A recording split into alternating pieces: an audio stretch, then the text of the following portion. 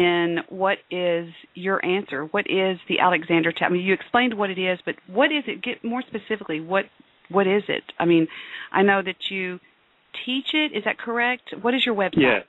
Okay. Alexander90210.com, because I'm based in Beverly Hills.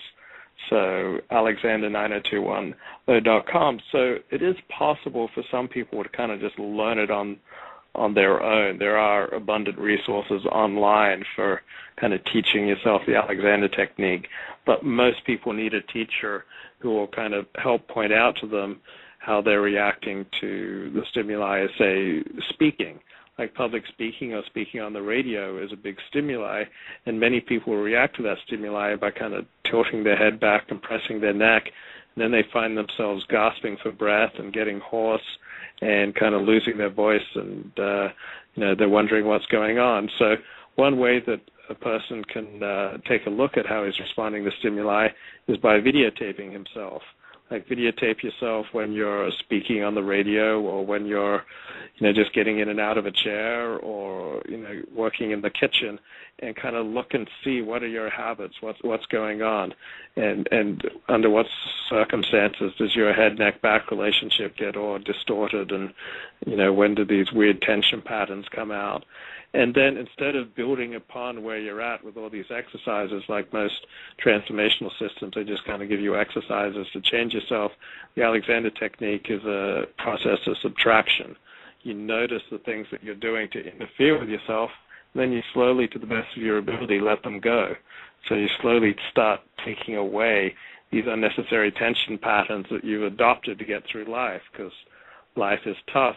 And the way that most of us get through tough times is by kind of pulling down and in and going, okay, I just got to get through this. And you kind of contort yourself and, okay, I've just got to break through this obstacle that I'm facing right now. And that takes a toll. And what happens is that we kind of add one weird tension pattern after another, so that, as we age, we steadily become increasingly deformed. Wow, that's very, very interesting that you say that. I want people to know that one thing I used to tell my children when they were getting ready to go to a school dance, a social event where they were nervous, I said, I want you to remember one thing. When you're worried that everybody in this room is looking at you and talking about what you've got on, that everybody else in this room is worrying about the same thing. Everybody feels the same way. Some people deal with it better than others. Some people have it to where they don't even show it anymore. But it's an everything. It's an everybody thing. Everybody is, like you said, stays relatively somewhat in fight or flight. Now, my explanation of the fight or flight syndrome may differ a little bit from yours in that when I developed back in the 90s panic disorder, I had a panic attack and blah, blah, blah, blah. It turned into, I almost became agoraphobic. And agoraphobic, is that the right word? Yes, okay. Yes. I'm sort of the goofy, funny. We have a lot of fun on the show. We laugh, and I'm sort of just eclectic in a lot of ways. But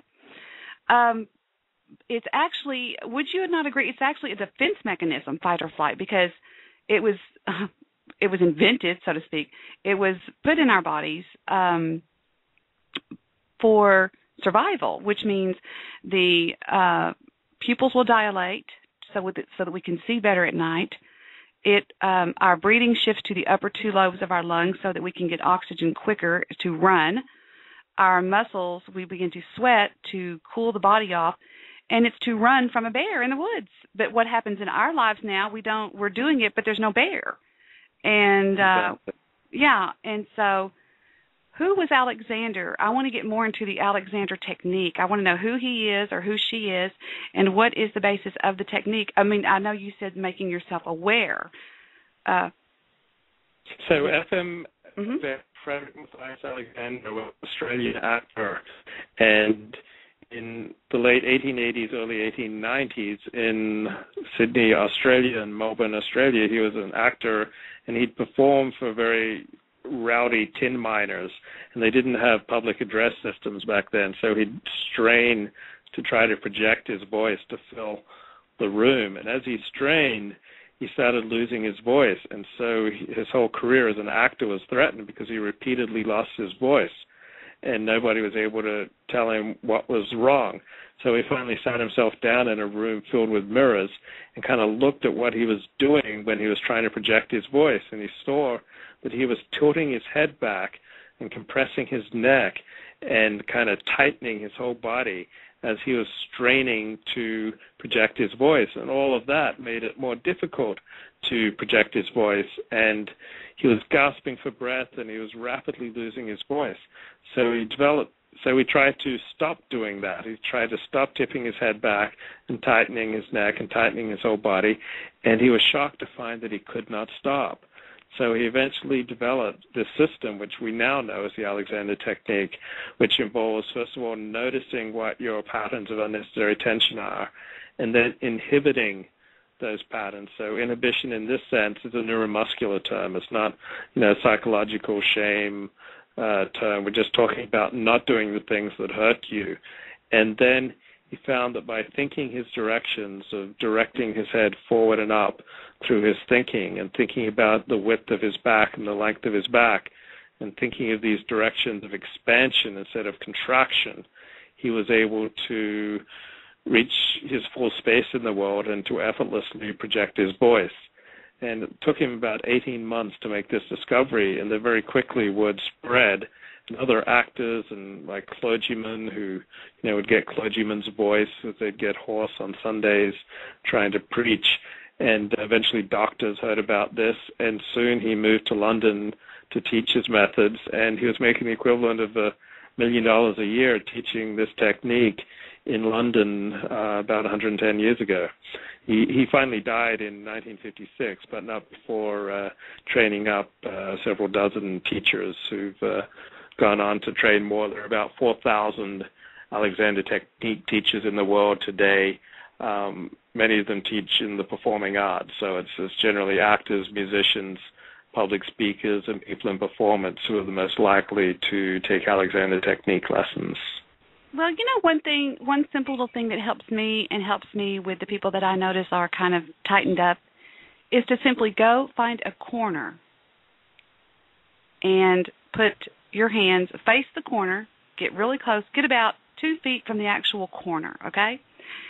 Put one of your feet forward and sort of do a slight lunge with both hands on opposite sides on opposite walls, and lunge forward and therefore stretching out. Because one problem that I have with, and I think a lot of people have this, is you tend to continually slump your shoulders and round them forward, okay?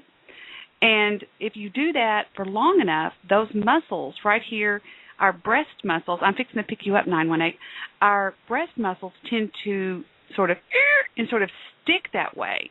And you kind of, it'll help you if you open up that breathing, expand your chest. I mean, you know what I'm talking about? Does that make sense to you? Yeah. It really does. That's one approach.